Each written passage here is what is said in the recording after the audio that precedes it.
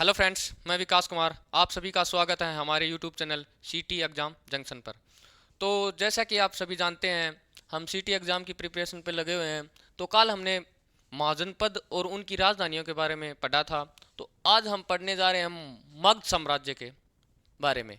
तो आइए इस पर चर्चा करते हैं। मगध साम्राज्य की प्राचीन इतिहास की जानकारी हमें कहाँ से मिलती है? महाभारत और पुराणों से। महाभारत और पुराणों से। अच्छा, जो मगध साम्राज्य पर जो प्राचीन राजवंश के जो राजा थे, प्राचीन समय में जो राजवंश था उसके राजा थे बृहदर्थ। कौन थे? बृहदर्थ। अच्छा, जो मगध साम्राज्य था इसकी राजधानी थी, शुरुआत में थी इसकी राजधानी राजगृह। क्या थी? राजगृह।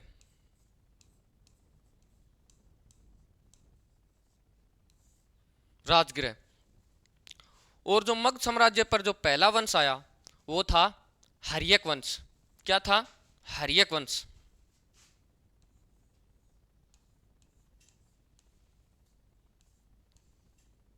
हर्यक वंश।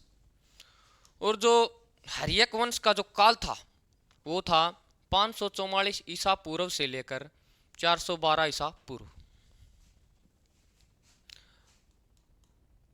544 ईसा पूर्व बीसी से 412 ईसा पूर्व, मतलब BC, before Christ. Next, Haryanka वंश। हर्यक वंश के संस्थापक जो थे वो थे बिंबिसार। कौन थे? बिंबिसार।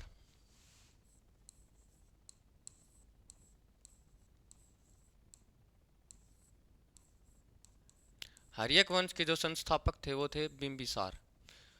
बिंबिसार जी का जो शासनकाल था वो था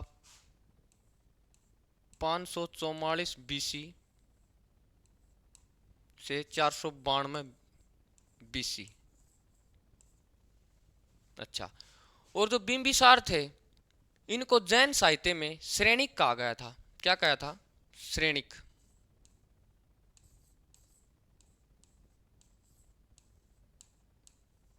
श्रेणिक। जैन साहित्य में इनको श्रेणिक कहा जाता है। बिंबिसार ने अंग के किस राजा को पराजित किया था? तो बिंबिसार जी ने जो अंग महाजनपद था उसके राजा ब्रह्मदत्त थे, उनको पराजित करके और अंग महाजनपद को जीत करके अपने पुत्र अजात शत्रु को वहां का राजा बना दिया था। तो वहां के किस राजा को पराजित किया? ब्रह्मदत्त।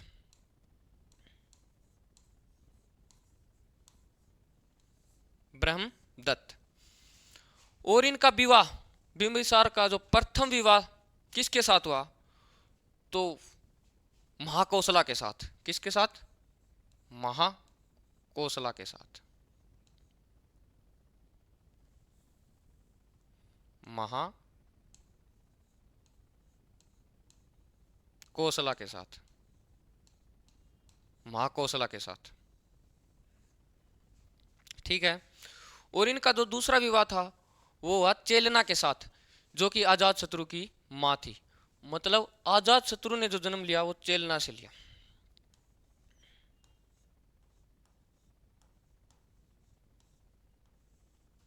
नेक्स्ट,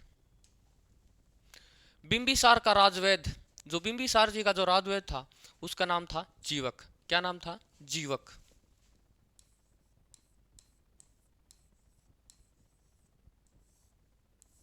जीवक। और जो बिंबिसार जी की जो तीसरी पत्नी थी, बिंबिसार जो थे उनके कुल 3 विवाह हुए थे। जो जो तीसरी पत्नी थी उसका नाम था क्षेमा। क्षेमा। जो ये क्षेमा थी ये पंजाब के मद्र कुल के राजकुमार की पुत्री थी। जो पंजाब में जो मद्र कुल था उसके जो मुखिया थे उसकी पुत्री थी क्षेमा। उसका विवाह बिंबिसार के साथ हुआ। आजाद शत्रु। बिंबिसार जी के बाद राजा बनते हैं इनके पुत्र अजातशत्रु। और जो ये हर्यक वंश था इसको पितृहंता वंश भी कहा जाता है। पितृहंसा का मतलब होता है कि पिता की को मार करके बेटा गद्दी पर बैठे और राज करे। तो इस बिंबिसार के बाद राजा बनता है अजात शत्रु। अजात शत्रु का शासनकाल था 492 बीसी से 460 बीसी। अच्छा, और इनका जो उपनाम था वो था कुणिक। क्या नाम था? कुणिक।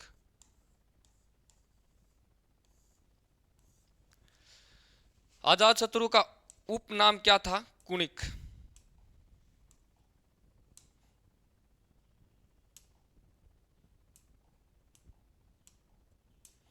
अजात शत्रु का जो उपनाम था वो था कुणिक।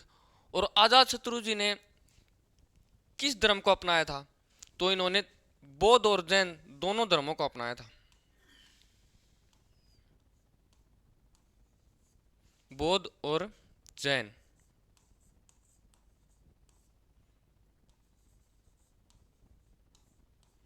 ये बौद्ध और जैन धर्म दोनों धर्मों को मानते थे। मगध का विस्तार। आजाद शत्रु जी ने मगध का विस्तार किया। वज्जी, कौशल और काशी, ये तीन जो महाजनपद थे इनको जीत करके आजाद शत्रु जी ने मगध साम्राज्य में मिलाया और इसका विस्तार किया। किस किस का? वज्जी, काशी और कौशल।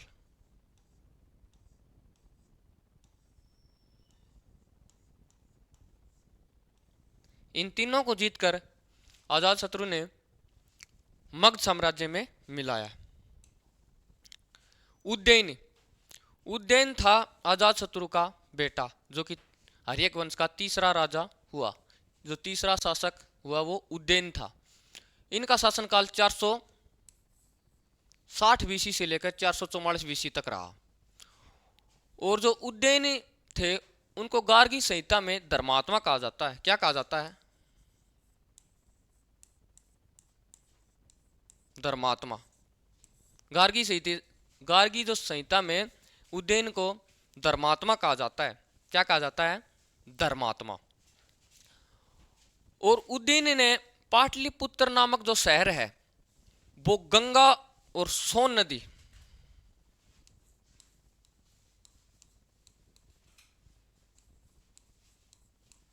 गंगा और जो सोन नदी है उसके संगम पर, गंगा और सोन नदी के संगम पर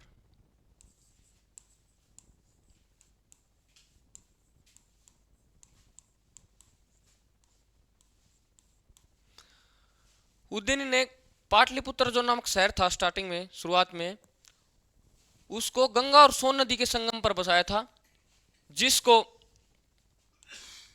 कुसुमपुर भी कहा जाता है।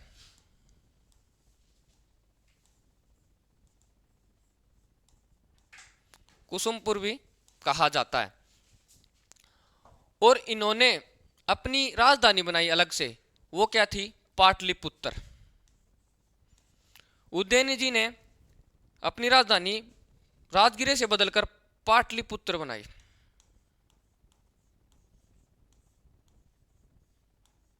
क्या बनाई? पाटलिपुत्र। नेक्स्ट, नागदशक। ये हर्यक वंश के अंतिम शासक हुए। नागदशक। तो आपसे पूछे कि हर्यक वंश के अंतिम शासक कौन थे, तो थे नागदशक। जो नागदशक जी थे इनकी मृत्यु शिशुनाग ने की थी।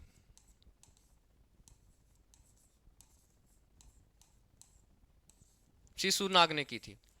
नागदशक जो था हर्यक वंश का अंतिम शासक, इनको मारकर शिशुनाग ने, नागदशक को मारकर शिशुनाग ने शिशुनाग वंश की स्थापना की। तो शिशुनाग, अगला वंश जो आएगा वो आएगा शिशुनाग। तो शिशुनाग वंश के बारे में हम कल पढ़ेंगे। मिलते हैं नेक्स्ट वीडियो में, तब तक के लिए धन्यवाद।